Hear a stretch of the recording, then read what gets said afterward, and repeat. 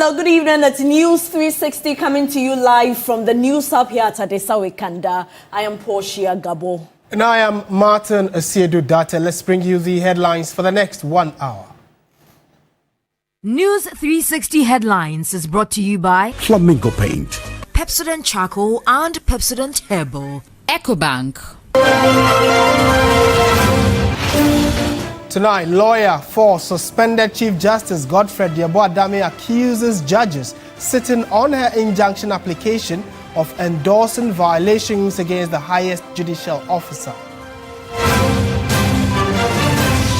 Also tonight, NPP's Ashanti Regional Chairman Bernard Nchibo-Esiaku, popularly known as Chairman Wontumi, is still in custody after Iyoko arrest.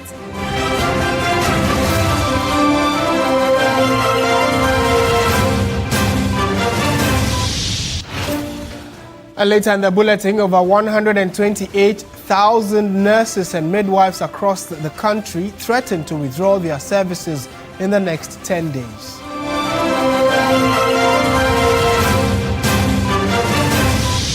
In business news, to those still holding dollars in anticipation of a return to old patterns of depreciation, it is end of that era. That's according to the Central Bank Governor, Dr. Johnson Isiama.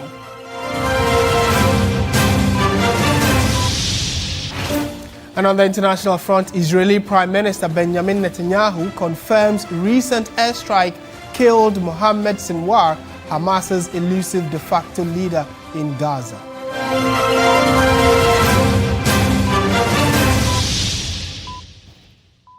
We are always happy to hear from you on the many stories we have for you tonight. We are streaming on Facebook and on our website, 3news.com. We first begin from the Supreme Court, where former Attorney General and lawyer for suspended Chief Justice Godfred Yeboah-Dame has expressed his disappointment at what he describes as the Supreme Court acceding to the perpetration of violations against the highest judicial officer. Earlier, the court unanimously dismissed the injunction application filed by Gertrude Tokonu seeking to bar the Committee of Inquiry probing petitions for her removal. A report by Lord Idoasari. Prior to the hearing of the injunction application, much of the conversation centered around Chief Justice Gertrude Arba Isaba Saki Tokonu, once the head of the judiciary, but suspended from her role.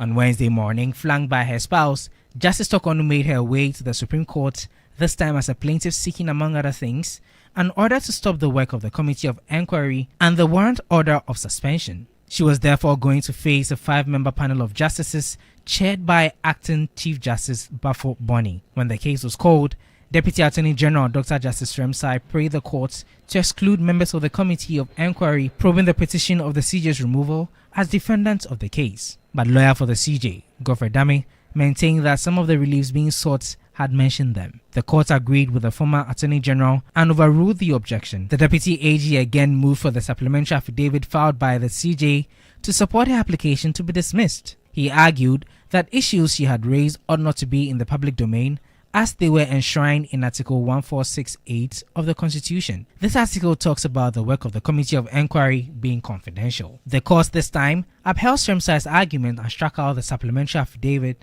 adding that the affidavit in support was sufficient to make her case. After hearing submissions from both parties regarding the injunction application, the 5-member panel of justices unanimously dismissed the Chief Justice's application, stating that it was without merit. Former Attorney General Godfred Yeboah-Dame was not pleased with the outcome. I'm quite surprised that the Supreme Court for more or less acceding to the perpetration of such violations against the highest judicial officer. The issues are far reaching. They actually hinge on matters which affect the independence of Ghana's judiciary, the security of tenure of judges and all. But if the Supreme Court, for whatever reasons, that don't seem to take that view, well, so be it.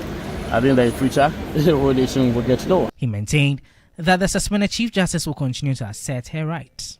She knows what is due process. She knows what is constitutional rights. And I think that's what she's asking for. And how can it be correct that a judge who sat on 2 matters, of which she also sat, be called as witness in a petition against her, and that same judge who made the chairman of the committee that is supposed to inquire into the petitions against the Chief Justice. The full judgments by the Apex Court will be made available on June 12th. What does this mean for the entire impeachment process of the Chief Justice? Well, in a nutshell, it means that the Committee of Inquiry probing the petition to remove the Chief Justice will continue unabated until a final determination is done.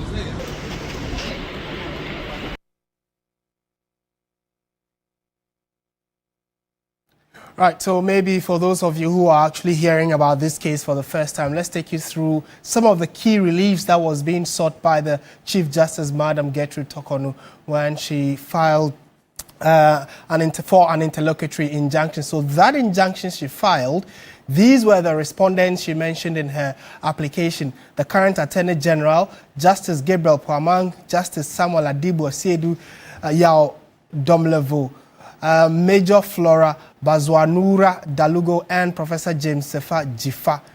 Keep these names in mind and look at their positioning, because Attorney General is specific as to which of them she thinks should not be part of the committee. First of all, she's asking for that entire committee to be dismissed. Now, the key issue she is asking is for a restraining order from the court on the committee that is set up by the president to inquire into the 3 petitions against her, composed of the 2nd, 3rd, 4th, 5th, and 6th defendants from proceeding with the inquiry. So, like I told you about the list of individuals, or the individuals put on that committee, she's asking that the 2nd, 3rd, 4th, 5th, and 6th persons in that list be asked to recuse themselves or not allowed to continue with the inquiry. Again, she's asking for an order restraining the committee set up by an order asking for the restraining of the 2nd and 3rd respondents from presiding over or participating in the proceedings of the committee set up by the president. Again, she goes on to touch on the fact that there should be an order suspending the operations of the warrant for suspension of the Chief Justice purportedly issued by the President under Article 146(10) of the Constitution, indirectly saying that that order that the President gave, for which reason she's currently on suspension, that order be reversed by the courts, or the court should give an order to suspend the President's order asking her to go on suspension for investigation to proceed. And finally, she goes on to touch on the fact that she thought the venue for the hearing, which is the Osu Castle in itself, is a security zone, and it's part of the agenda to frustrate and make her, or intimidate her. So she thinks that they should also reconsider that particular venue for the hearing. So today the court sat, and after considering all these issues raised by the Chief Justice, plus a supplementary affidavit that she added, the judges of the Supreme Court dismissed it and said that the issue goes back to square one, which means the committee set up by the president should continue their work, and it is expected that maybe the Chief Justice will continue to appear before the committee because he's already been there. So it's a running issue. Today was a major decision from the Supreme Court. So in the coming days, we'll get to find out what exactly the next move of the suspended Chief Justice will be. On your screen shortly now, you have the members of the Supreme Court panel that heard the Chief Justice's injunction application. So you have His Lordship Justice Henry A. Kofi, His Lordship Justice Isifu Moro Tanko Amadu, His Lordship Justice Paul Bafubone, who is the acting Chief Justice and current president of the bar. We also had His Lordship Justice Emmanuel Yoni Kolendi and His Lordship Justice Ejay Frimpong. These are the individuals or the justices of the Superior Court that sat on the CJ's application for injunction. So let's proceed on this subject and find out what it really means going forward concerning some of the issues raised by the Chief Justice and the current reaction we've seen from the courts. Joining us on phone now is the former director of the Ghana School of Law, Mr. Kweku Ansa Asari. Sir, good evening. Thank you for your time on TV3. Good evening. Thank you. I've been on your We engaged you the day the Chief Justice applied for the interlocutory injunction, and you were of a strong opinion that that decision in itself was the Chief Justice shooting herself in the foot. From today's court decision of the total dismissal, how does that make you feel? It's very bad, for the Chief Justice. I should like to think that maybe in the next few days she will reconsider her stand and pull out of this, rather unusual litigation with her old Supreme Court.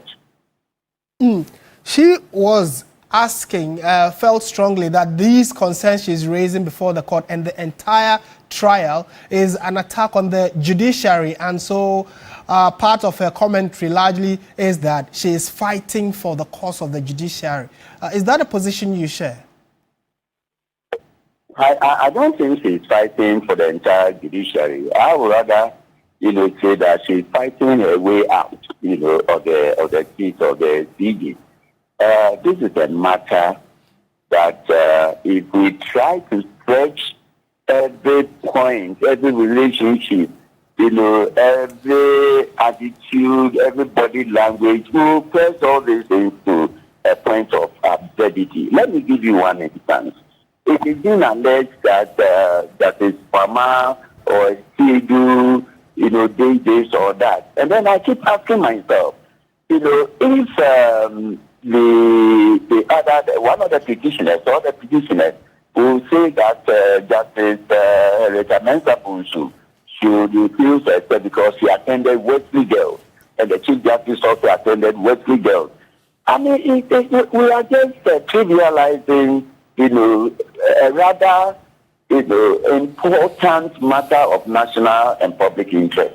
So, overstretching this thing won't help anybody. The fact is that we have a constitution, that is, the working blueprint for the entire nation. And the constitution mandates the president to take certain constitutional steps. The president has taken those steps. The president hasn't violated, any stage of the process. Now we are being asked that, told that the president must try to reverse the position, and there is nowhere in the Constitution that even suggests that the president can reverse the process. The president may decide to lift, the suspension, but the president cannot, reverse the process. It is irreversible.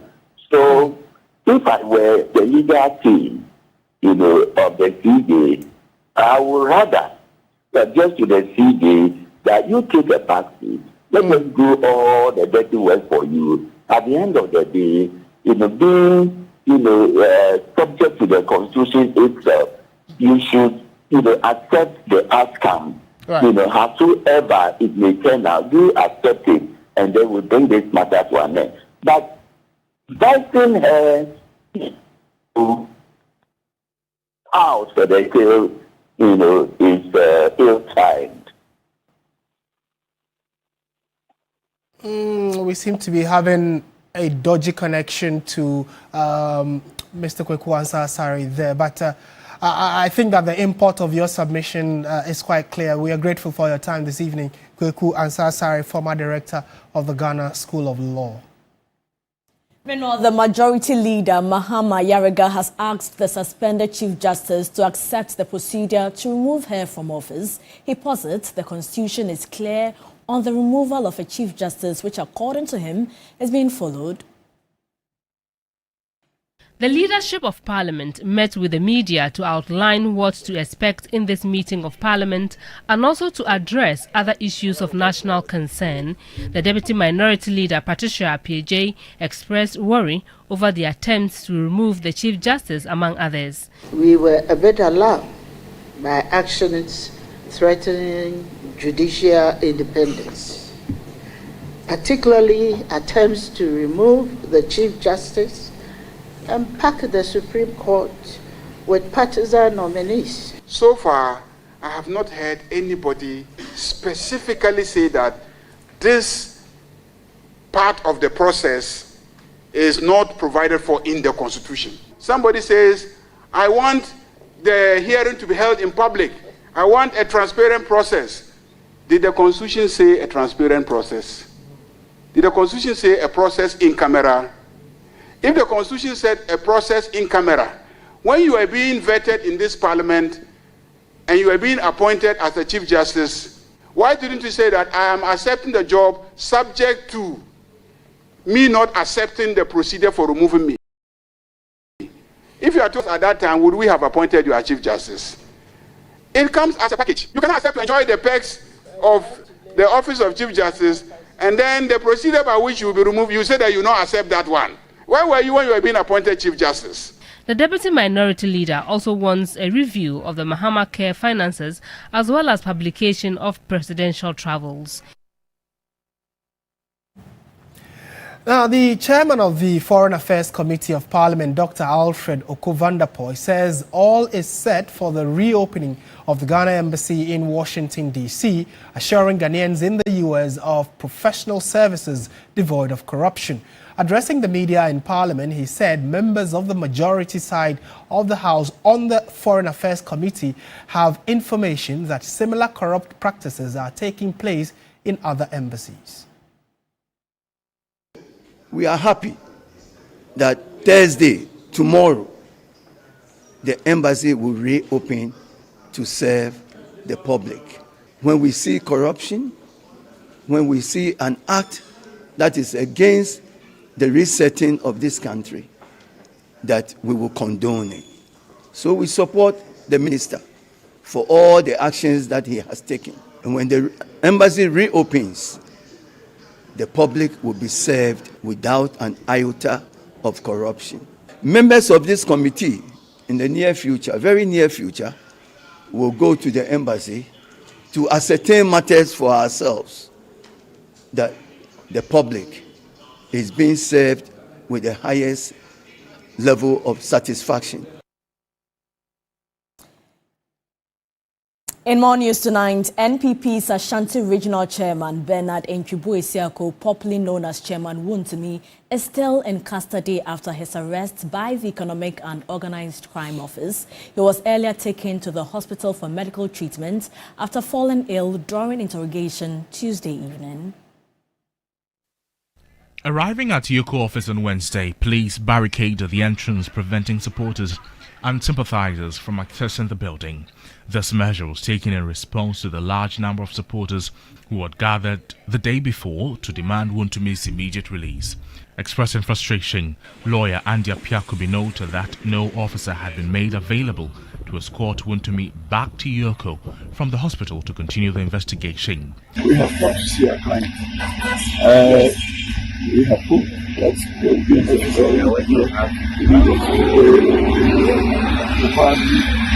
officer in this office to really see us and take us to where our client is kept. So we are going back to chamber to take a decision. Party supporters have voiced their discontent over Wontumi's arrest and detention by Yoko, raising concerns about the circumstances surrounding his encounter with masked men while fulfilling bail conditions at the police headquarters.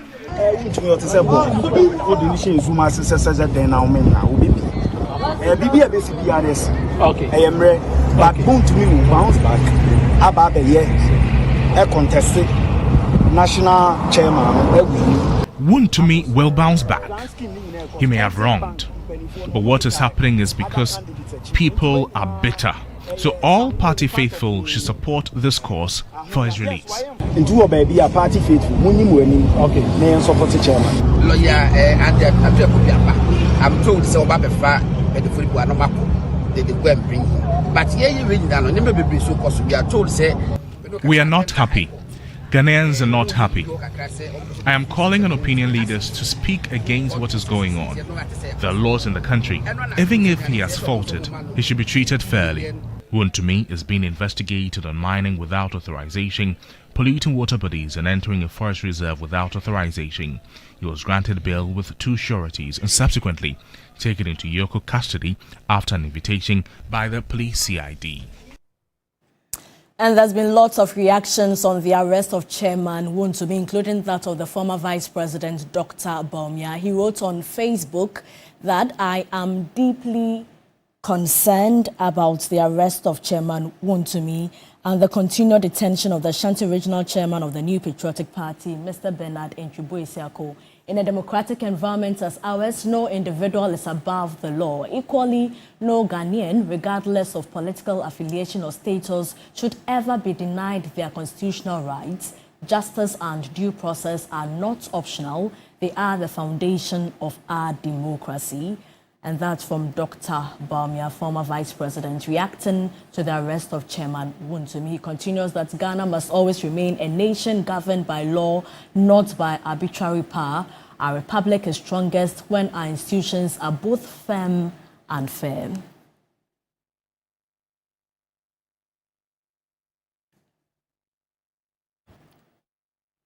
Right, on to some other stories now. President John Dramani Mahama has revoked the appointment of Anne Sansa Dali from the board of the National Health Insurance Authority, NHIA, following public backlash over her medical credentials. Although the letter did not specify reasons for Dali's removal, it is widely believed to be connected to public and professional criticism over her representation as a medical doctor, despite not holding a valid license. In a letter issued by the Office of the President, the government named Professor Dr. Ernest York as her replacement with instructions for the relevant authorities to expedite his swearing in. Professor Ernest York, a seasoned physician and former Greater Accra Regional Chair of the Ghana Medical Association, has been widely welcomed as a competent and reputable replacement.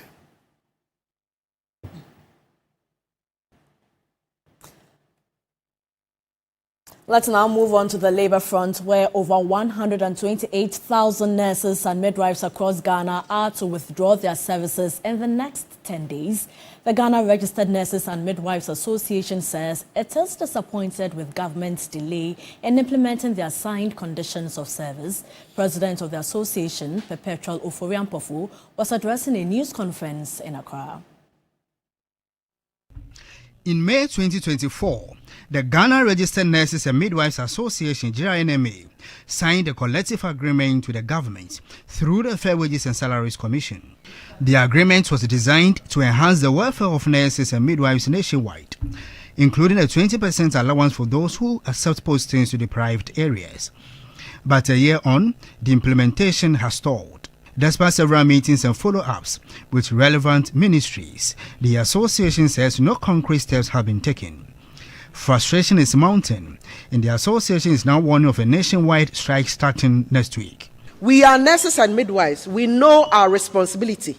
We know our call to duty, and we are ready to do it. But we cannot sit aloof when our collective agreements, which will motivate us to work, which will take us in terms of transporting us to work, which will take us in terms of feeding us, which will take us supporting our families, it's not given. We cannot just sit back and allow it to happen. We are not the only public sector workers. We have seen other collective agreements being implemented within the last 5 months. We have seen them. So why is ours not being implemented? Is it that our worth is not appreciated by our employer? The president says members will begin an industrial action in phases, from wearing red bands to the eventual withdrawal of all services if demands are not met. 2nd and 3rd June 2025, wearing of red armbands or headbands in all health facilities across the country. 4th to 8th June 2025, withdrawal of outpatient department services, or what we normally call OPD services. 9th June 2025 onwards, withdrawal of all services. We asked whether the association has petitioned the National Labour Commission ahead of the planned strike. We know the efforts that the National Labour Commission makes and what it does. We are sending copies of these documents to them. At the end of the day, it takes the Ministry of Finance to get this implemented as quickly as possible. As tensions rise, health facilities across the country are bracing for the impact. The coming days will be crucial in determining whether the government acts or if the country will face a full-blown health crisis. And still on health though, Ghana is battling a new wave of drug abuse, one more dangerous and deeply rooted than ever before. The crisis surrounding the opioid known as Red 225 is spreading fast, devastating lives and communities across the country.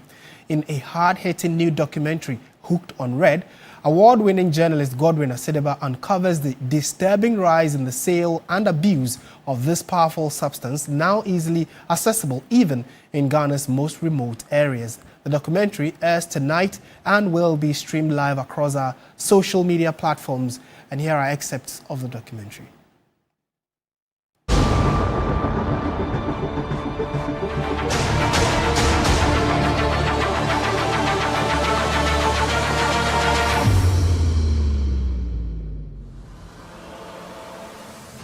So you want to stop the medicine, and you go take gun or go rob no daytime.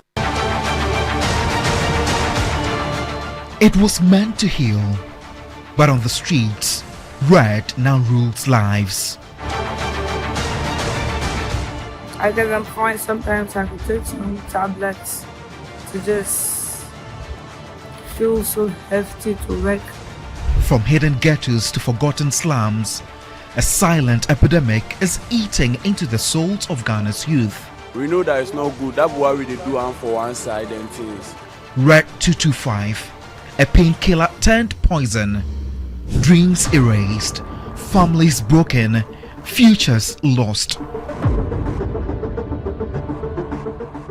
But behind every pill is a story, and behind every story, a cry for help. Walk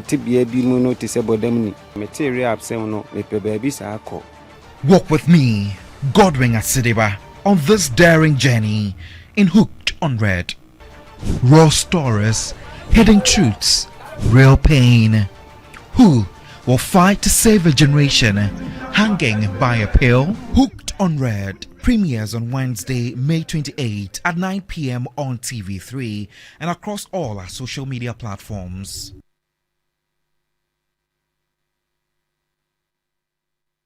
So do make a date with us tonight at 9. Let's stay with the abuse of substances because the chief executive of the National Youth Authority says the campaign against substance abuse is still very much on despite a media quiet. Speaking in a yet-to-be-aired interview, Osman Ayariga says they are focusing on rehabilitation for victims and providing skills for them.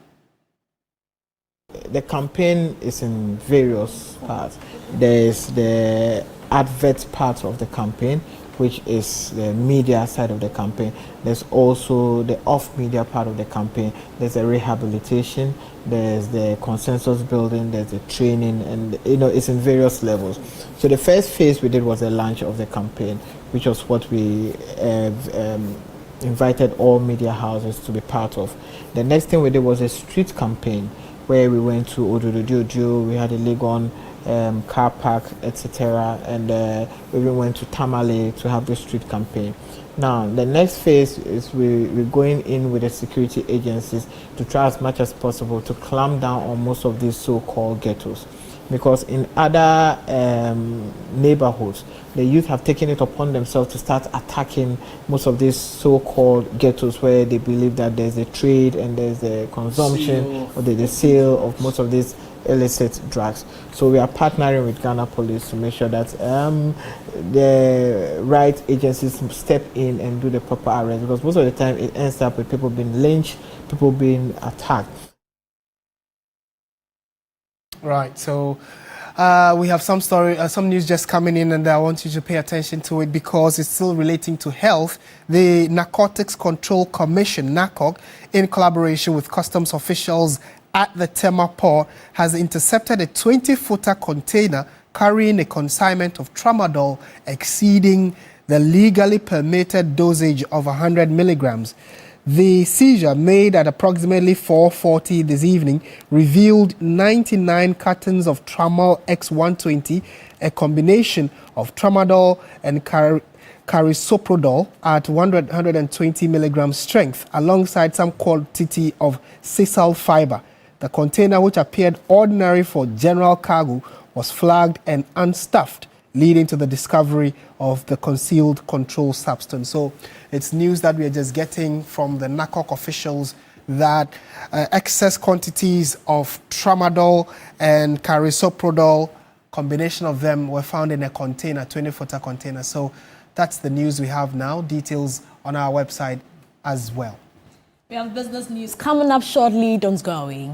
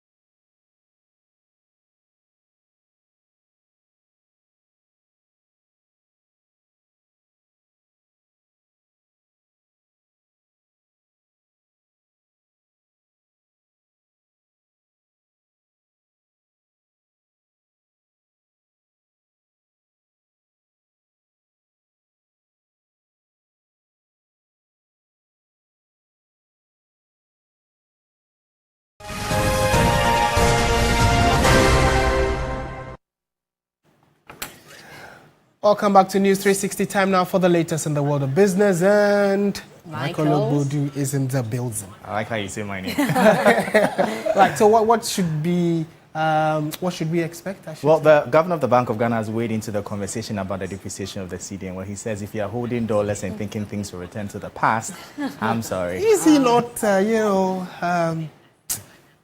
is it the projection not too ahead of? Good speculation in the meantime. Okay, well, we'll see.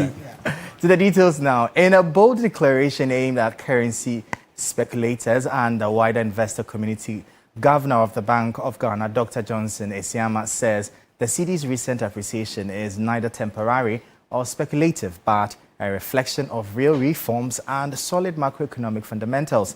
Addressing investors at the AFDB annual meeting in Abidjan, Ivory Coast, Dr. Esiama affirmed that Ghana's currency market has entered a new era of anchored stability, backed by policy discipline, growing reserves, and improved confidence. The central bank says the era of chronic cedi depreciation is over, and that those betting against the local currency are likely to be disappointed. Speaking at a private investor roundtable on the sidelines of the African Development Bank annual meetings, Governor Dr. Johnson Esiama revealed that the cedi has depreciated by 21.5% so far this year, reversing a sharp decline of 19.2% recorded in 2024. He credited the rebound to strong foreign exchange inflows from exports, particularly gold, as well as improved reserve accumulation, a current account surplus of over $2 billion, and tighter enforcement in the forex market.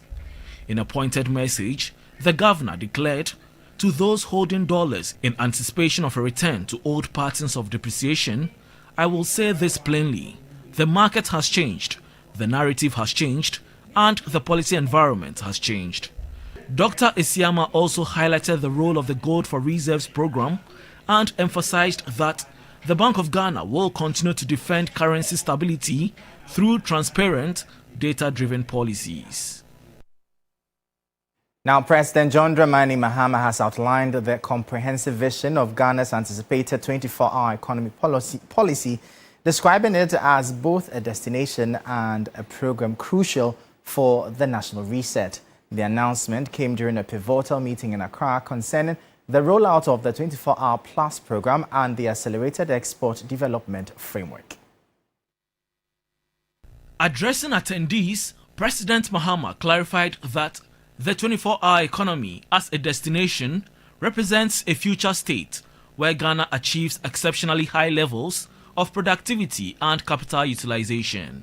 We'll have to operate in multiple shifts across day and night, maximizing the return on infrastructure, on human resources and innovation. This idea captured the public imagination during the 2024 campaign and remains at the core of our drive towards full employment and inclusive economic growth. Beyond being a future aspiration, the 24-hour economy also functions as a program demanding a deep and deliberate restructuring of productive economy. We must re-engineer our production systems from top to bottom, boosting volumes and diversity and shifting from reliance on raw materials towards the export of value-added products. An effective catalyst for the 24-hour economy policy is a stable macroeconomic environment, but the program goes beyond macroeconomic stability and focuses sharply on production, enterprise, jobs, and exports. At its core is an integrated value chain transformation approach. This approach addresses structural bottlenecks not in isolation, but comprehensively through infrastructure, finance, land systems, logistics, and skills development. The 24-hour economy is aimed at significantly boosting economic activity, productivity, and job creation by encouraging businesses and public services to operate around the clock. First Bank Ghana, in partnership with the Ghana Export Promotion Authority and the African Import-Export Solutions, have organized an exporters forum. The forum focused on empowering exporters and enhancing the nation's non-oil export sector. First Bank Ghana is dedicated to ensuring customer satisfaction, and exporters are not exempted. The event provided a platform for exporters to discuss challenges, share knowledge, and explore opportunities for growth. Managing Director and Chief Executive Officer of the First Bank Ghana, Victor Yawasante, expressed the bank's commitment to supporting exporters who conduct business with the bank. Our bank prides itself as a very key bank for small medium enterprises, and quite a number of them have products that they export, so they are involved in a lot of export activities. This program is about knowledge sharing, it's about educating our clients and potential exporters. Founder of the African Import-Export Solutions, Ude Nduka, advised exporters to export finished goods as it is more profitable. We need to become smart businesses. They need to begin to realign their mindset from developing businesses into exporting raw commodities and focus on building the capacity for manufacturers that can actually export finished products. Minister for Trade, Agribusiness and Industry Elizabeth Ofusijare noted the depreciation of the dollar benefits exporters. We import a lot of raw materials to produce the things that we export. And so when the cedi is stabilized, it means cost of production will be good, and then cost of doing business is easier. So it's a win-win for everybody. And at the end of the day, you see that the stabilized cedi is what we need as a country to grow. The Exporters Forum served as a crucial platform for stakeholders to collaborate and drive growth in Ghana's export sector. We'll bring you updates now from the currency and the commodities market.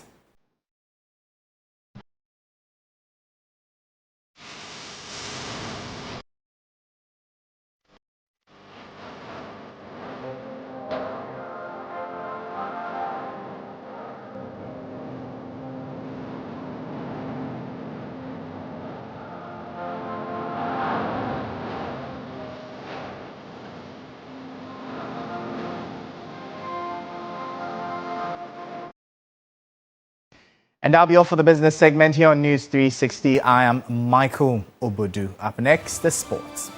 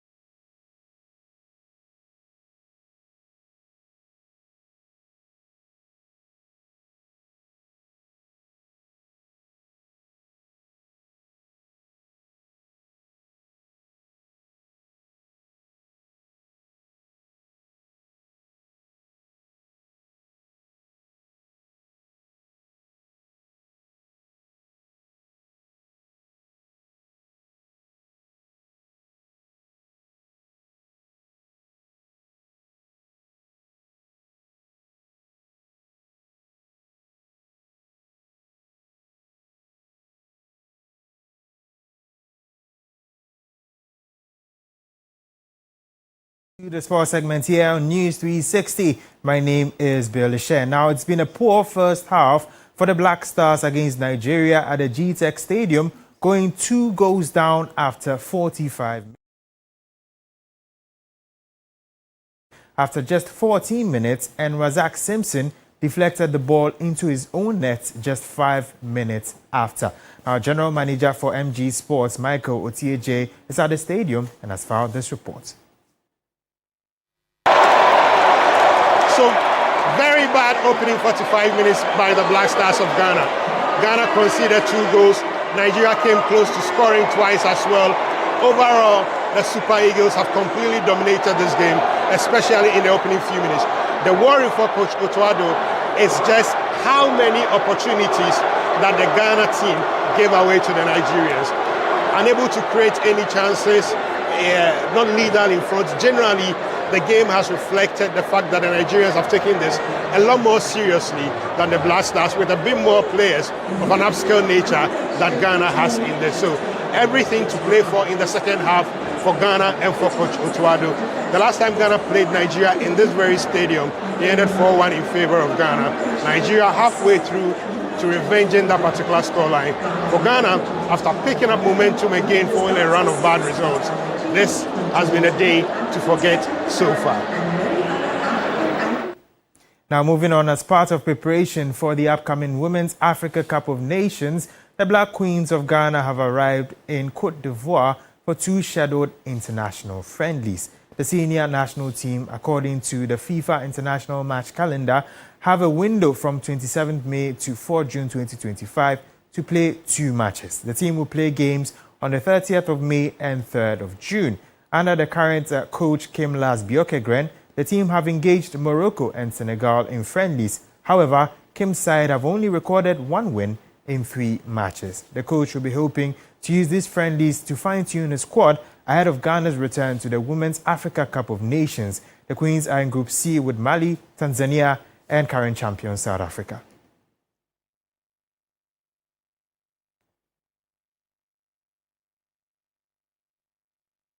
Moving on, Oaks ladies and Summertex ladies have booked their spots for the 2025 Malta Guinness Women's Premier League. They gained their qualification after each recorded 4 wins in the ongoing GFA Regional Women's Championship. Oaks ladies started their quest for a Premier League slot by winning their opener by 2 goals to 1 against the Samba ladies before repeating the same scoreline against Esiam Socrates. Their biggest win was their 5-2 victory over Anlo ladies, and the final game against Roots Sisters sealed the championship slot after they won by 4 goals to 1. Summertex ladies remained undefeated in their first 4 games, scoring 8 goals and conceding 4. The Timber ladies defeated Esiam Socrates, Roots Sisters, and Samba ladies, and the 2 newly promoted teams will compete in the Southern Zone alongside Police ladies, Hazakis ladies, Jonina ladies, Army ladies, and other teams as well. Of course, in the UEFA Conference League, Real Betis are currently leading Chelsea by a goal to 0. Bringing an end to sports segment here on News 360. My name is Bill Lishen. There's more on the bulletin after this break.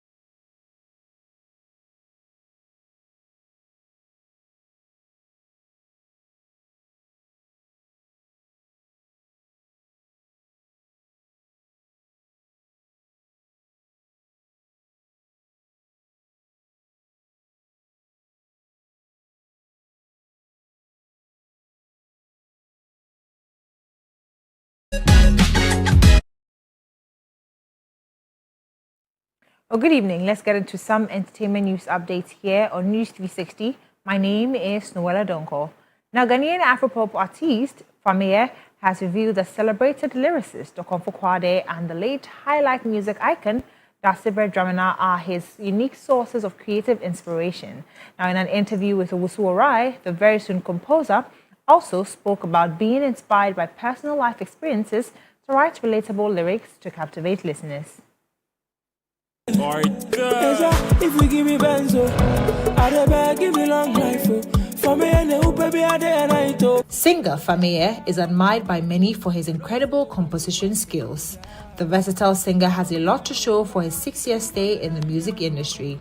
He's been consistent, exciting fans, motivated and inspired hope with releases such as Speed Up, Menkwa, Soba, Very Soon, Thank You and Praise. On his storytelling style, a craft which has earned him rave reviews, Fameye expressed admiration for Okomfo Kwade and the late Dartey Dramina. I think Kwade is spiritually, musically inclined, so talented that anytime I listen to him, minya feeling is too much. And when an artist feels such about another artist, it should tell you that it is genuine. Yeah, and I admire him so much. There are countless songs that I had inspirations from, even though he's not the only person. Dartey Dramina will be inspire me, top songwriters. The hitmaker added that listening to the late Dartey Dramina always gave him a fresh angle to explore. I think it's their authenticity and how genuine their music is. I'm a composition, top notch. Because sometimes to me, I say, Dartey, I never got the opportunity to meet him, but I think I've met him through music. Fameye looks forward to working with Okomfo Kwade in future projects. Yeah, I'm still trying, I'm still trying. And I think he's alive, I'm alive. And now to some more stories. Celebrated Kumawood actor Kweku Menu has lauded President John Mahama for supervising a significant economic progress since he returned to power. In a video shared on Instagram on May 26, 2025, the popular comic actor expressed excitement over the Ghanaian cedi's recent appreciation against the US dollar. He noted that the currency's stability is a major relief for importers and many other Ghanaians. One thing I want to say is that putting politics aside, President John Mahama is really working since he came back to power, Kweku Menu stated. Well, that's it for the entertainment news segment here on News360. My name is Noella Donko. Thank you so much, Noella. Coming up, international news. Israeli Prime Minister Benjamin Netanyahu said Wednesday that a recent airstrike killed Mohammed Sinwar, Hamas' elusive de facto leader in Gaza, the latest in a string of assassinations that have dealt a serious blow to the group's top brass but are yet to break its grip on power. Sinwar is the brother of former Hamas leader Yahya Sinwar, who was killed by the Israeli military in southern Gaza in October. Netanyahu made the announcement during a speech in the Knesset Israeli parliament as the country marks 600 days since the Hamas attacks of October 7, 2023. Netanyahu's unilateral declaration, which was made without any supporting statements from the Israeli military of the defense minister, came as he faces ongoing nationwide protests around over his determination to continue the war in Gaza until the complete defeat of Hamas.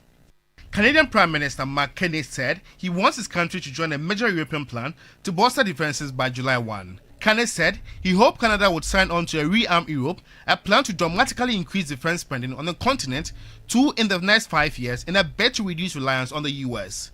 His remarks come amid tension with the US after a threat from President Donald Trump, though Carney has also previously said he's open to joining a missile defense project proposed by Trump. A day after Carney's remarks, Canada's defense minister told a military trade show that his country wanted to quickly boost defense capacity